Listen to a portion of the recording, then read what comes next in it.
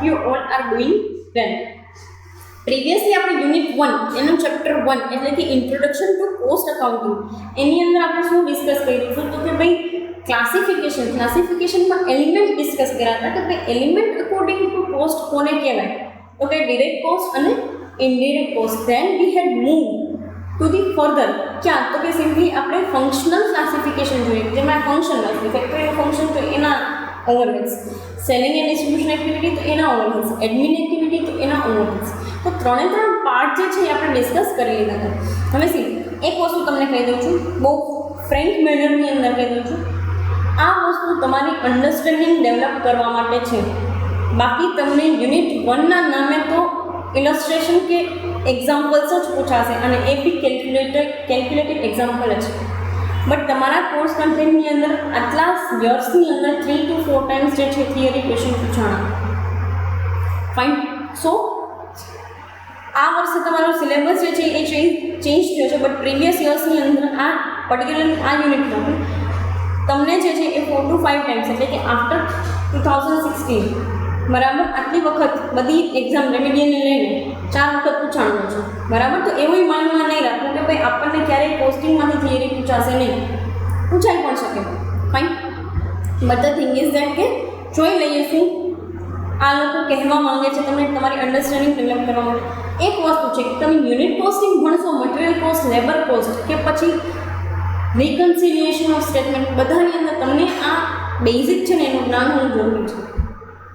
This basics knowledge you should possess. એના વગર તમને ક્યાંય પણ એક પણ વસ્તુનો આઈડિયા નહીં. પછી તમને એમ થશે કે મેડમ શું કરીએ છીએ આપણે ઇલસ્ટ્રેશન કેલ્ક્યુલેટ કરવા ટાઈમે.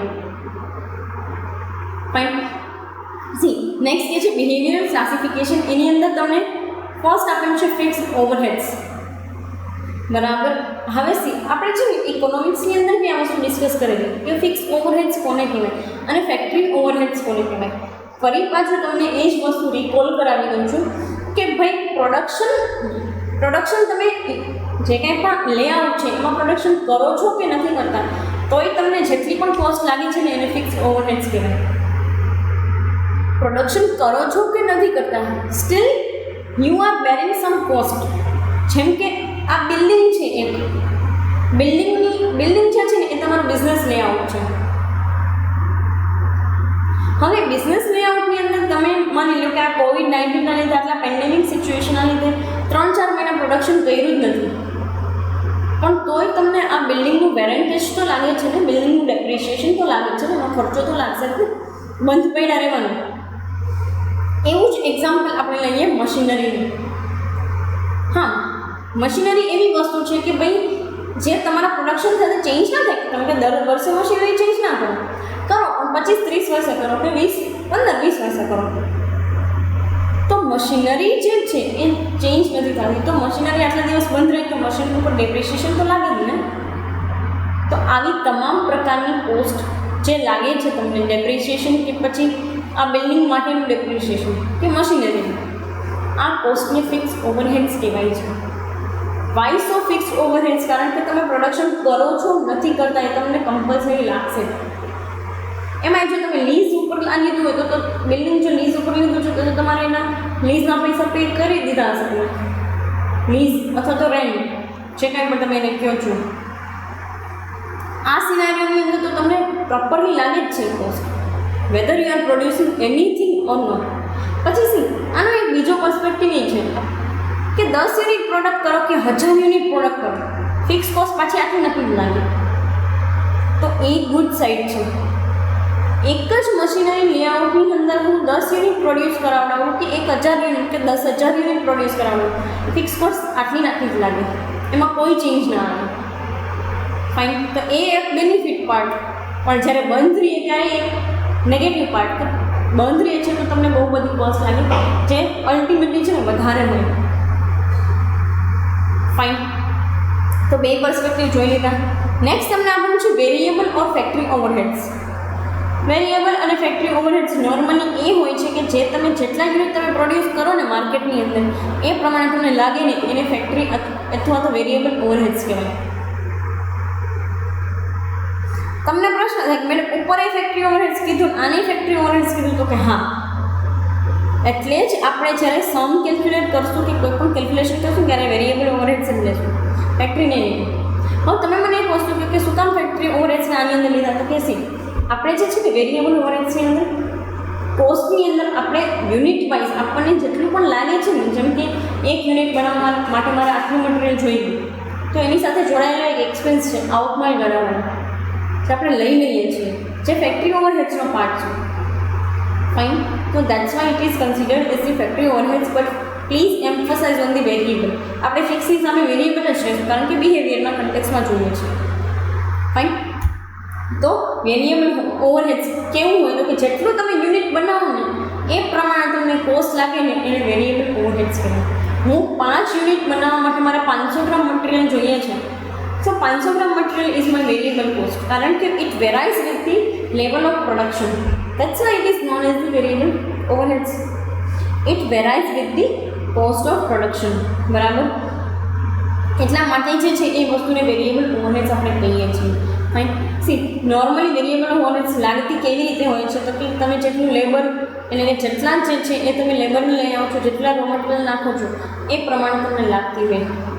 બરાબર છે. ફિક્સની અંદર કેવું હોય તો કે તમે પ્રોડક્શન કરો છો નથી કરતું એ તમને લાગે છે. આમાં તો કેવું છે તો કે તમે પ્રોડક્શન નહીં કરો તો તમને વેરિયેબલ ઓવરહેડ્સ શું લાગે? જેમ કે અત્યારે આટલા ટાઈમ પીરિયડ સુધી આ પેન્ડેમિકના લીધે બિઝનેસીસ બંધ રહ્યા, જેમાં વર્કર જતા રહેતા, તો વર્કરને કાંઈ પૈસા આપણે દેવાના થાય નહીં, એટલું રો મટીરિયલ મંગાવશું નહીં, અને એટલો ટાઈમ મશીનરી જે છે એને આપણે યુઝ પણ કરશું નહીં, તો ઇલેક્ટ્રિસિટી બિલ પણ આવશે નહીં. Fine. So these all are the variable overheads. Next part તમને કહે છે ક્લાસિફિકેશન અકોર્ડિંગ ટુ ટાઈમ. એમાં હિસ્ટોરિકલ કોસ્ટ અને પ્રી ડિટરમાઇન્ડ કોસ્ટ. એક વસ્તુ તમે સાંભળેલી હશે હિસ્ટોરિકલ કોસ્ટ, એક નથી સાંભળેલી predetermined cost. Let us discuss both the things. Fine. Historical cost એટલે સિમ્પલી શું, કયા મેનરની અંદર હિસ્ટોરિકલ કોસ્ટને લીધી છે આ લોકોએ? તો એક વસ્તુ કહો તમે મને કે તમે અત્યાર સુધી જેટલા પણ ડેટા ભણેલા છો ફાઇનાન્શિયલ એકાઉન્ટિંગની અંદર, એમાં કંઈ તમે ભવિષ્યનું કાંઈ જોયેલું તો કે ના? શું હોય છે તો કે હિસ્ટોરિકલ ડેટા, જૂનો ડેટા છે જેને તમે કલેક્ટ કરો છો ને પછી એના ઉપર તમે બેલેન્સ શીટની તમામ વસ્તુ બનાવો છો. તો ટાઈમ અકોર્ડિંગ ટુ જોવા જઈએ તો આપણે દરેક વસ્તુની કમ્પેરિઝન પણ હિસ્ટોરિકલ ડેટાબેઝ જ કરીએ છીએ. જેમ કે એસએલએમ મેથડ તમે ડેપ્રિસિએશન જે છે એ મેન્ટેન કરતા હો તો કેટલા વર્ષથી તમે એસએલએમ મેથડથી જ કરો છો? એસએલએમ એટલે યાદ છે ને, સ્ટ્રેટ લાઇન મેથડ. તો કેટલા વર્ષોથી તમે એસએલએમથી જ કરો છો? હવે એસએલએમથી જ તમે ડેપ્રિસિએશન પ્રોવાઇડિંગ કરો છો, પછી તમને ખ્યાલ જ નથી રહેતો કે હવે મશીનરી જે છે એકદમ આઉટડેટેડ થઈ ગઈ છે ને એસએલએમ મેથડ બી હવે આમાં ચાલશે નહીં. ફાઇન. તો દરેક વસ્તુનું કમ્પેરિઝન આપણે હિસ્ટોરિકલ કોસ્ટ પરથી કરીએ છીએ. યસ. નેક્સ્ટ તમને એક પોઈન્ટ આપેલું છે predetermined cost. I think one of the best thing ever. બરાબર. Predetermined cost. માર્કેટની અંદર તમને કેમ ખબર પડે કે આ વસ્તુની કિંમત આટલી જ લાગશે? તો એ વસ્તુ શેના ઉપર બેઝ હોય છે તો કે ઉપરના હિસ્ટોરિકલ ડેટા ઉપર. તમને એમ છે કે મેડમ પ્રી ડિટરમાઇન્ડ કોસ્ટનું કંઈ ઇમ્પોર્ટન્સ ખરું? તો છે જ નહીં. તમે જ્યારે કોઈ કોન્ટ્રાક્ટની અંદર ઇન્વોલ્વ થતા ને, કોન્ટ્રાક્ટ કોસ્ટિંગ નામનું બી એક વસ્તુ આવે છે. બરાબર. યુનિટ કોસ્ટ, એવી રીતે unit costing, process costing, contract costing બી આવે છે, જેમાં તમે અને તમારો સપ્લાયર ઓર તમે ને તમારો કન્ઝ્યુમર જે છે એ બંને લોકો એક જે છે એ કોન્ટ્રાક્ટની અંદર ઇન્વોલ્વ થાવ છો, જેમાં તમે એવું ડિસાઇડ કર્યું છે કે ભાઈ હું તમને દર વખતે જે છે એ આટલો માલ આપીશ, તમારા મને કોસ્ટ કાઢીને આપવાની. ત્યાં તમારે ટેન્ડર શીટ બનાવવા કે કોન્ટ્રાક્ટ શીટ બનાવવા તમારે આ પ્રી ડિટરમાઇન્ડ કોસ્ટની જરૂરિયાત પડે, જેમાં તમે પહેલેથી જ મેન્શન કરી દો છો કે આટલી કોસ્ટ લાગશે આ વસ્તુ બનાવવા માટે. તમને એ પ્રશ્ન થાય કે મેડમ તો પ્રી ડિટરમાઇન્ડ બેઝિસ ઉપર ખબર કેમ પડે કે આટલી જ કોસ્ટ ડિટરમાઇન કરવાની? તો કે પ્રીવિયસ ડેટા એટલે હિસ્ટોરિકલ ડેટા ઉપરથી. બરાબર. અને ઘણી વખત કરંટ માર્કેટ ઇસ્યુ ઉપરથી ને આપણને ખ્યાલ આવે છે કે આટલું જ કરવાનું છે, પ્રી ડિટરમાઇનની અંદર આટલું જ જે છે એનું ફોકસ છે. Fine. So this is the thing. અને એના લીધે પ્રી ડિટરમાઇન્ડ કોસ્ટ જે છે આપણે ડિસ્કસ કરીએ છીએ. નોર્મલી પ્રી ડિટરમાઇન્ડ કોસ્ટ એટલે કે અગાઉથી જે છે એ કોઈ એક આખા બેચ અથવા તો એક આખા યુનિટ ઓફ પ્રોડક્શન જે છે એના માટે આપણે કરી નાખીએ છીએ ડિસાઇડ કે ભાઈ 1 યુનિટ બનાવવા માટેના 20 રૂપિયા લાગશે, પહેલેથી મેં ડિસાઇડ કરી લીધું. પછી ઓછા લાગે તો એ પ્રમાણે એ લોકો બે જે છે ને કોન્ટ્રાક્ટમાં ચેન્જ કરે, એટલે કે પેમેન્ટની અંદર ચેન્જ કરે. બટ પ્રી ડિટરમાઇન્ડ કોસ્ટનું ઇમ્પોર્ટન્સ એટલા માટે પણ છે કે તમને જે છે ને એ અગાઉથી ખ્યાલ પડી જાય અને તમને રિસોર્સિસ અલોકેટ કરવાની ખબર પડે કે આને અહીંયા મૂકો, આને વાં મૂકો, આને વાં મૂકો, તો આપણને સારી જે રીતે છે એ પર્ટિક્યુલરની જે મેનરની અંદર પ્રોડક્શન જોઈએ છે એ મેનરમાં આવશે. Fine. So this is all about the according to type. Next part discuss કરીએ classification according to decision making. બરાબર, ડિસિઝન મેકિંગ પ્રમાણે ક્લાસિફિકેશન જે છે એ જોઈએ કેવી રીતે and how they want to connect to us. બરાબર, એ લોકો આપણને કેવી રીતે કનેક્ટ કરવા માંગે છે. પહેલું તમને આપ્યું છે માર્જિનલ કોસ્ટ. માર્જિનલ કોસ્ટ તમે ભણી ગયેલા છો પ્રીવિયસલી બી ઇકોનોમિક્સની અંદર. ટોટલ પ્રોડક્શનની અંદર 1 યુનિટ વધારવાથી જે કોસ્ટનો વધારો થાય એને માર્જિનલ કોસ્ટ કહેવાય છે. બરાબર, એની બીજી રીતે એમ પણ તમે કહેતા હતા કે the cost incurred to form by just adding a 1 unit of production or 1 unit of product એને માર્જિનલ કોસ્ટ કહેવાય છે. નોર્મલી માર્જિનલ કોસ્ટ ડિસિઝન મેકિંગનો હિસ્સો હોય છે. શું કામ? કારણ કે તમે જ્યારે આવી રીતે વધારે એક્સેસિવ પ્રોડક્શન કરવા માંગતા હોય ત્યારે તમને આઈડિયા આવે કે એક પ્રોડક્ટ વધારવાથી આપણને કોસ્ટ કેટલી વધે છે. કારણ કે એક વસ્તુ તમે જોઈ હશે કે ટોટલ કોસ્ટ કરતાં ઘણી વખત માર્જિનલ કોસ્ટ જે છે એનું તમે એનાલિસિસ કરો તો માર્જિનલ કોસ્ટ જે છે એ ડિમિનાઇઝિંગ રિટર્નની બટ ઇન્ક્રીઝિંગ રિટર્નની અંદર હોય. વધતા જતાં સિદ્ધાંતની મુજબ આપણે જોઈએ તો વધતી હોય, ભલે થતી ઓછી હોય પણ વધતી જતી. બરાબર, એ રીતની તમને કોસ્ટ જોવા મળે. હવે એક વસ્તુ તમે સમજો કે આ માર્જિનલ કોસ્ટ જે છે એ ડિસિઝન મેકિંગનો એક હિસ્સો છે. તમે ડિસાઇડ કરો છો કે મારે આટલા જે છે એમ મેનરની અંદર હવે એક્સેસિવ પ્રોડક્શન કરવું છે તો લાગશે તમને marginal cost. Fine, done. Next તમને કીધું છે રિલેવન્ટ કોસ્ટ. રિલેવન્ટ કોસ્ટનો મિનિંગ થાય છે કે તમે પર્ટિક્યુલરલી પ્રોડક્શન માટે કોઈ એક વસ્તુ લઈ આવો છો ને તો એને લાગતી કોસ્ટને રિલેવન્ટ કોસ્ટ કહેવાય.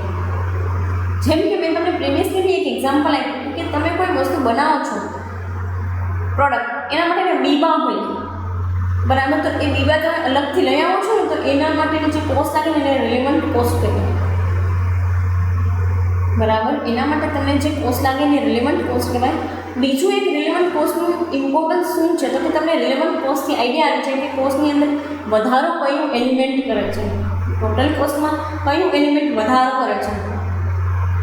બરાબર, તો એ બી એક ઇમ્પોર્ટન્ટ વસ્તુ છે કે ભાઈ રિલેવન્ટ કોસ્ટ એટલે પર્ટિક્યુલરલી એક પ્રોજેક્ટ માટેની. ઘણી વખત આ તો હું તમને એક પ્રોડક્ટ માટેની કે એક નવા મટીરિયલ માટેની વાત કરું છું, ઘણી વખત આખા પ્રોજેક્ટ માટેની વાત કરું.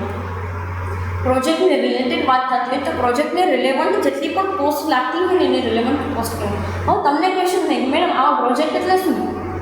તો કે મારો અત્યારે બિઝનેસ છે એમ ચાલુ છે, ચાલુ અવસ્થામાં ને બહુ પ્રોફિટેબલ અવસ્થામાં ચાલે છે. તો કે હા, ડન. હવે કોઈએ મને એમ કીધું કે તમે આના કરતાં એક છે ને આ 1-2 નાની મશીનરી વસાવી લે તો તમારા પ્રોડક્શનની અંદર બહુ ફાયદો થાય. તો એ પ્રોજેક્ટ મેં લોન્ચ કર્યા, એ 2 મશીનરી મેં લોન્ચ કરી, એના માટે મને એક્સેસિવ જેટલી પણ કોસ્ટ લાગે છે કે જે વધારાનું રેન્ટ લાગે છે, વધારાનું જે લોકોને લેબરને બેસાડવા માટેના પૈસા લાગે છે એને relevant cost. Fine. So this is the thing. Next તમે કહે છે ડિફરન્શિયલ કોસ્ટ. ડિફરન્શિયલ કોસ્ટ એટલે તમે એક પહેલાં બી આવી એ વસ્તુ ભણી ગયા છો કે કોઈ એક એલિમેન્ટના વધારાથી આખી ટોટલ કોસ્ટમાં થતા વધારાને જે કહેવાય એને ડિફરન્શિયલ કોસ્ટ કહેવાય. હવે આનું નામ ડિફરન્શિયલ કોસ્ટ શું કામ આવ્યું છે? કારણ કે એક એલિમેન્ટના વધારાથી એટલે હું શું કરું છું તો કે હવે છે ને મશીનરીમાં ચેન્જ કરતી નથી, રો મટીરિયલમાં ચેન્જ કરતી નથી, પણ મારા લેબર્સ લોકો જે છે ને એ હવે મારી આગળથી વધારે વેજીસ માંગે છે તો મારે દેવા પડશે. આ વધારે વેજીસ આપવાથી મારી કોસ્ટમાં જે વધારો થાય ને એને ઇન્ક્રીમેન્ટલ કહેવાય.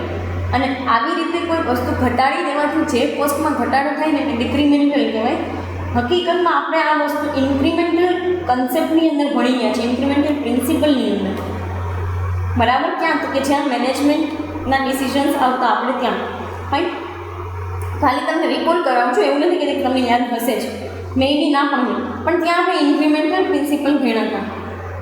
વધતા જતા જે છે એ વળતરનો સિદ્ધાંત, બરાબર. ઇન્ક્રીમેન્ટલ પ્રિન્સિપલ અકોર્ડિંગ ટુ જ આ ઇન્ક્રીમેન્ટલ કોસ્ટ પણ આવે છે, બરાબર. જેમાં તમને જેટલું બી વધારાનું છે ને એ અકોર્ડિંગ ટુ વધારાની કોસ્ટ લાગે, જેને ઇન્ક્રીમેન્ટલ ઘટી જાય એ એલિમેન્ટ તો ડિક્રીમેન્ટલ. ફાઇન. તો એ એક એલિમેન્ટની વાત કરે છે, એ એક ફેક્ટર ઓફ પ્રોડક્શનની વાત કરે છે. ફાઇન. એને ડિફરન્શિયલ કોસ્ટ કહેવાય છે. નેક્સ્ટ તમને આપેલું છે સંક કોસ્ટ. હા, this is the something interesting one for you. Sunk cost એટલે શું નોર્મલી? તો કે એક વખત પાસ્ટમાં છે ને કંપનીને એ કોસ્ટ થઈ ગઈ, પણ હવે ક્યાંય તમે એને માંડી વાળી શકો એમ છો નહીં. એક વખત પાસ્ટમાં કંપનીને કોસ્ટ થઈ ગઈ, પણ હવે માંડી પાડી શકાય એમ છે નહીં. તો એ વસ્તુને સંક કોસ્ટ, સંકિંગનો મતલબ હકીકતમાં થાય ડૂબી જવું. સિંક, આ સિંક જે છે ને એનું V2 છે સંક, એટલે કે પાસ્ટમાં થઈ ગયું. સિંક એટલે કે ડૂબી જવું. સંક કોસ્ટ એટલે કે ડૂબી ગયા એ પૈસા, એટલે કે હવે ક્યારેય એ વસ્તુ રિકવર થશે નહીં. ઉપરથી તમામ કોસ્ટ છે ને રિકવરેબલ છે. કેવી રીતે? તમે એ એક્સપેન્સીસ નાખો છો, પછી પ્રોડક્ટ બનાવો છો, પ્રોફિટ સાથે માર્કેટમાં વેચો છો, તો રિકવરી થઈ ગઈ? યસ, બિલકુલ રિકવરી થઈ ગઈ. પણ સંક કોસ્ટનું કોઈ રિકવરી છે નહીં, એના કોઈ રિકવરી પેરામીટર્સ નથી. એક વખત થઈ ગઈ તો થઈ ગઈ, હવે માર્કેટમાંથી તમને એના બદલામાં કાંઈ જનરેટ થવાનું નથી. તો આવી કોસ્ટ કે જે તમને એક વખત થઈ ગઈ જનરેટ નહીં થાય, એ વસ્તુને તમે સંક કોસ્ટ કહો છો. હવે સંક કોસ્ટ તમને એમ થાય કે મેડમ કયા ટાઈપની હોય? તો કે એક વખત તમે માર્કેટિંગ એક્ટિવિટી કરી અને હ્યુજ મેનરની અંદર માર્કેટિંગ એક્ટિવિટી કરી, હવે કંઈક ફ્રૂટફુલનેસ જનરેટ ન થાય, તો શું કરી શું નહીં તમે? કોઈ કસ્ટમર લેવા નથી આવતું, કોઈ કન્ઝ્યુમર લેવા નથી આવતું. ફાઇન. તો એવી ઘણી બધી કોસ્ટ કંપનીને લાગતી હોય છે કે જે એક વખત બેર કર્યા પછી એના માટેથી ફ્રૂટફુલ રિઝલ્ટ જનરેટ નથી થતું. એના માટે તમને એક બેસ્ટ એક્ઝામ્પલ આપું. શું? તો કે ટ્રેનિંગ અત્યારે છે ને કંપનીઝ લોકો ટ્રેનિંગ આપતી હોય, એના નવા જે એમ્પ્લોઈઝને એ લોકો લે, ફ્રેશર્સ લોકોને એના માટે ટ્રેનિંગ આપે. ટ્રેનિંગ આપી 3 મહિના સુધી ટ્રેનિંગ આપીને ખર્ચો કર્યો એની પાછળ, આ છે તે છે, એને ફેસિલિટીઝ પ્રોવાઈડ કરી. હવે એ ભાઈને કે બેનને મજા નથી આવતી જોબ કરવાની, એટલે જોબ છોડીને જતા રહે. તો આ કંપની માટે સંક કોસ્ટ છે. વહી ગઈ, પૈસા ડૂબી ગયા, કંપનીને પૂરું થઈ ગયું અને કોઈ દિવસ રિકવર નહીં થયો. ફાઇન. લાસ્ટ તમને તમારી બેસ્ટ નોન વસ્તુ એટલે કે ઓપોર્ચ્યુનિટી કોસ્ટ આપેલી છે, જેમાં તમારી પાસે 4 થી 5 જેટલા પણ અલ્ટરનેટિવ અવેલેબલ છે, જેમાંથી તમે બેસ્ટ અલ્ટરનેટિવ ચૂઝ કરો છો. તો બાકીના જેટલા અલ્ટરનેટિવ સાઈડ થઈ જાય છે, એ અલ્ટરનેટિવ જતા કરવાની આપણી જે કોસ્ટ લાગે ને એને ઓપોર્ચ્યુનિટી કોસ્ટ કહેવાય. બરાબર. આ વસ્તુ આપણે બહુ જ ઇનડેપ્થ જે છે પ્રીવિયસલી ડિસ્કસ કરી હતી. ફરી પાછું તો બી just for the sake of your knowledge તમને એક એક્ઝામ્પલ આપું છું. મારી પાસે 4 અલ્ટરનેટિવ અવેલેબલ છે. એકમાં છે ને 10,000 રૂપિયાના ઇન્વેસ્ટમેન્ટમાંથી 30નું આઉટપુટ નીકળે છે, એકમાં 20ના ઇન્વેસ્ટમેન્ટમાંથી 30નું નીકળે છે, એકમાં 40ના ઇન્વેસ્ટમેન્ટમાંથી 60નું આઉટપુટ નીકળે છે, અને એકમાં 50,000 રૂપિયાના ઇન્વેસ્ટમેન્ટમાંથી જે છે એ માની લો કે 70,000 રૂપિયાનું આઉટકમ નીકળે છે. હવે આ 4 અલ્ટરનેટિવ મારી પાસે અવેલેબલ છે, પણ આમાંથી આ જેટલા બી અલ્ટરનેટિવ છે એમાંથી એક અલ્ટરનેટિવ એવો છે કે જે બેસ્ટ છે મારા માટે, જે હું ચૂઝ કરી લઉં છું, જે 40,000 વાળું ચૂઝ કર્યું છે. તો હવે તમે એક વસ્તુ સમજો કે 50માં 70નું ખાતું હતું, 20માં 30નું ખાતું હતું, કે 10માં 20નું ખાતું હતું. આ ત્રણેય અલ્ટરનેટિવ મારે જવા દેવા પડશે. And then I will choose one and only that third number, કે જેમાં 40,000નું મને આઈ થિંક 60,000નું આઉટપુટ જનરેટ થાય છે, વિચ ઇઝ આઈ થિંક કે મને એવું લાગે છે કે બેસ્ટ છે મારા માટે, અને એ અલ્ટરનેટિવ ચૂઝ કરું છું. તો બાકીના અલ્ટરનેટિવ બેસ્ટ હશે એવું મેં માઇન્ડમાં રાખીને હું જનતા કરું છું, જેને ઓપોર્ચ્યુનિટી કોસ્ટ કહેવાય છે. જે તમે લાઈફમાં નોર્મલી બી કરતા હોય છો, આ વસ્તુ લેવી છે, આ વસ્તુ લેવી છે, પણ આ વસ્તુ જે છે એમાં મને ફાયદો વધારે દેખાય છે, તો આ વસ્તુ અત્યાર પૂરતી હું લઈ જ લઉં છું. તો જતી કરો છે એ વસ્તુ શું છે તમારા માટે? તો કે ઓપોર્ચ્યુનિટી કોસ્ટ. તમારી પાસે 2 ઓપ્શન હોય, આઈફોન લેવો છે અને OnePlus લેવો છે, એમાંથી તમે આઈફોનનો ઓપ્શન ચૂઝ કરો છો, OnePlusનો જવા દો છો, તો OnePlusના ફીચર્સ જે જવા દે છે ને તમારી ઓપોર્ચ્યુનિટી કોસ્ટ છે, અને OnePlusને ચૂઝ કરીને આઈફોનના ફીચર્સ જવા દો છો, એ તમારી ઓપોર્ચ્યુનિટી કોસ્ટ છે. Fine. So this is the very basic, અને તમે બહુ જે છે ડે ટુ ડે લાઈફમાં બી આ વસ્તુ ડિસ્કસ કરો છો. ફાઇન. નેક્સ્ટ જે કાંઈ પણ રિમેઇનિંગ પાર્ટ છે, જેમાં તમારે કોસ્ટિંગને સિસ્ટમને કેમ ઇન્સ્ટોલ કરવી એ આપણે કમિંગ સેશનમાં ડિસ્કસ કરશું. Thank you so much.